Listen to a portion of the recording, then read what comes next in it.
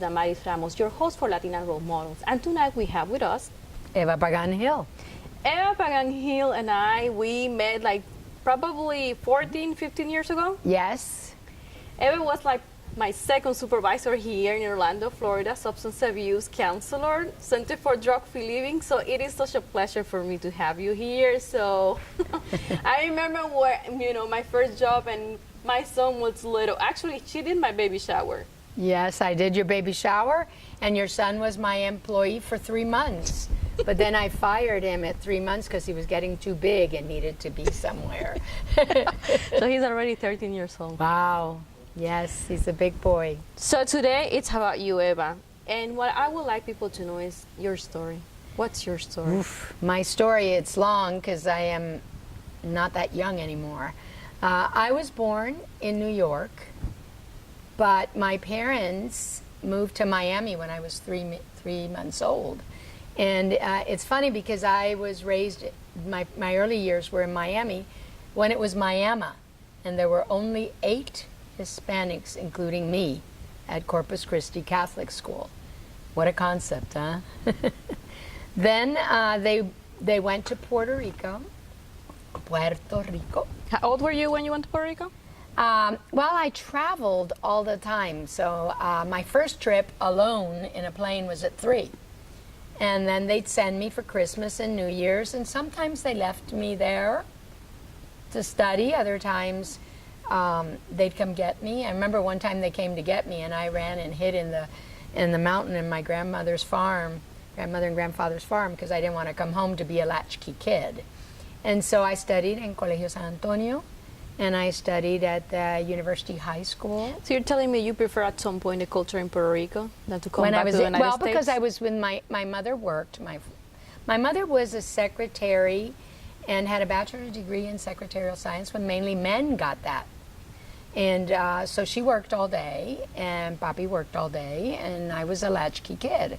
When I wasn't at the nursery or at the aftercare or school, I was at home alone, and I did not like that. And then I went to Puerto Rico, and my grandmother, I was how do they say in English, the apple of her eye. Mm-hmm. And in Spanish is la luz de los ojos de mi abuela. And so I was very important there. And so I studied in Puerto Rico. I studied my bachelor's degree in the University of Puerto Rico, and I fell in love young. It was in my first year of college. I was 18 years old, got married, and had 2 sons. And when I was pregnant of my youngest son, he started beating me. He was always very controlling, but I thought that was okay. He loved me so much that he just wanted me for him.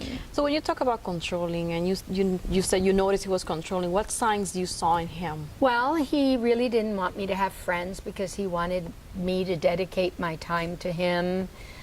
He wanted to choose how I cut my hair or what I wore, and so I thought he was just so in love with me. Innocence. And 5 years later, I left that marriage with my life by miracle, because he came with a gun to kill me. And he's had 4 marriages in which he's also been abusive.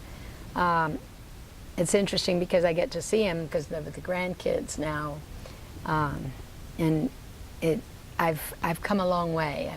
I went from victim to survivor, and I forgave him, not forgetting what he did. Did you receive help in Puerto Rico for that? That was not available? No. I tried to press charges when he came with the gun, and I was a teacher by then, and he worked for the government, and the policeman told me, how dare me want to destroy the life of a respectable man. So what was I? I was not respectable. No? So it was an interesting time. My family, I embarrassed them by getting a divorce. I was the first woman to get a divorce. And I embarrassed them. And so my mother and father would have him over for dinner, and I was not allowed. You mean after the divorce? After the divorce. I was not allowed. And it wasn't until my father, one day, because he had threatened to kill me, I had to take the kids for him to see them. And this particular day, I was running a little bit late, and they were waiting at my parents' home. And the little one says, "Mommy's not here yet." And the old one says, "And if she's late, Papi will spank her."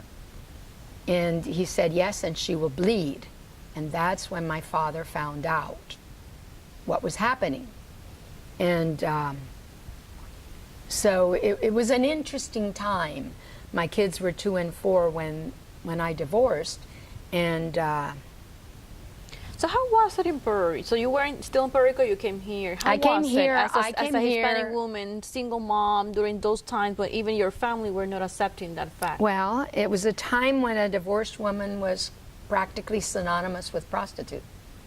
I even had one of my dear friends that one day her husband showed up at my house at 1 in the morning wanting to come in to do me the favor.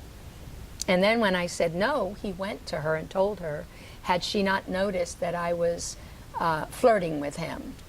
And so I became very distrusting. I didn't trust. I didn't want to be friends with anybody that was married to prevent that. And eventually, and of course, because I was so desperate for the marriage to end, I accepted whatever he gave me. And it wasn't enough. I even went to the teachers union and got a loan to give him his part of the house. So I was working 4 jobs.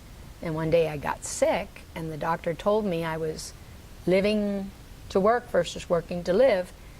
And so I made a decision, and the boys by then were 13 and 11, and my oldest son convinced him to let me leave Puerto Rico, and I took a loan from the Government Employees Association and put my house to rent and came to Mickey Mouse Land. So you were what, mid-20s? No, or I early, was early 30s? 32 years old. And then, But when you were here, you were fully bilingual when you came here. oh yeah, I learned both languages at the same You time. already had your master's degree when you came here? No, So I tell had me a about bachelor's that. degree in education. I was a teacher because the only decent job a woman could have, according to my ex-husband, was being a teacher. All other jobs, women were no good. They were loose women. And so I taught social studies. And then I came here, and since I didn't have my certificate, I went to work to the Metropolitan Alcoholism Council. And it was there as a receptionist through the CETA program, which was helping people get the tools they needed to get better jobs. And they realized I was a teacher, so they decided they were going to train me to do the DUI groups. And when I was in the training, there was a movie that was called If You Love Me. And when I saw it, I realized that even though I didn't drink, I was as sick as he was. And I started going to Al-Anon and then to therapy. And around that time, I met my current husband, my gringo. And we got married and went to Charleston, South Carolina. And many things in the middle, not to make it too long, I ended up working at mental health there. And I had no clue. So I enrolled in the college, in the Citadel Evening College, to study my master's in counseling, and graduated from a clinical counseling degree in 1988. So you are a licensed mental health counselor? I am a licensed mental health counselor in Florida since 1992. My area of experience includes addiction, mental health, marriage, family, individual therapy, and my main expertise is in grief. I worked for hospice. So you many recently years. retired. I recently retired. It'll be a year January 31st. Wow. Wow. Yes. So right now, tell me more about what is it that you're doing and how people can contact you for services. Well, right now I am in transition. Because my sons are in Puerto Rico, I bought a house there and we fixed it, and I survived Hurricane Maria. And so I'm trying to get a schedule organized to go and come, instead of being a snowbird, to be a sunbird. And but I still, since the year 2001, have been writing a column in La Prensa newspaper called Fortaleciendo Familias, Strengthening Families. It comes out every week. And I still have clients that I see when I come, or do phone counseling that I've seen for a while. In fact, tomorrow I'm seeing one. Mainly grief issues. And with the magic of the internet and videos, you can also do video conferences, so you can still have clients, even though you're in Puerto Rico, they can still be here. So that's an option that you are offering too. That's an option I'm offering also.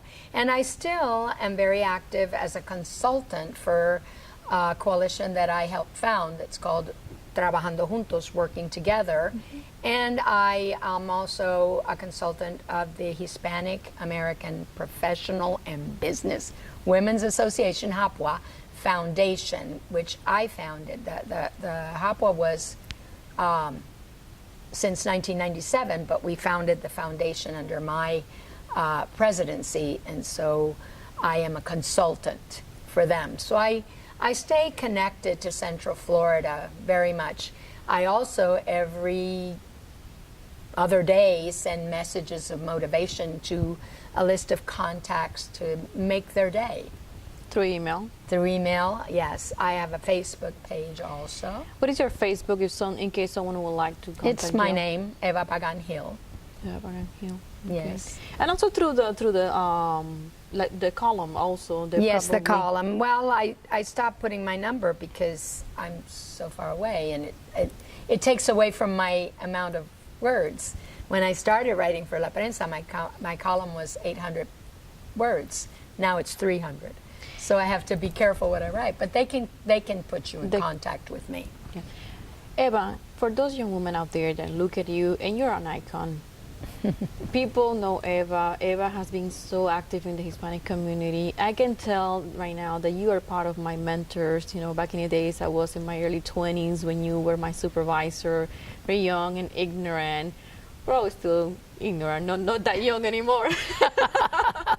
But you know, let me tell you, advice let me stop a minute.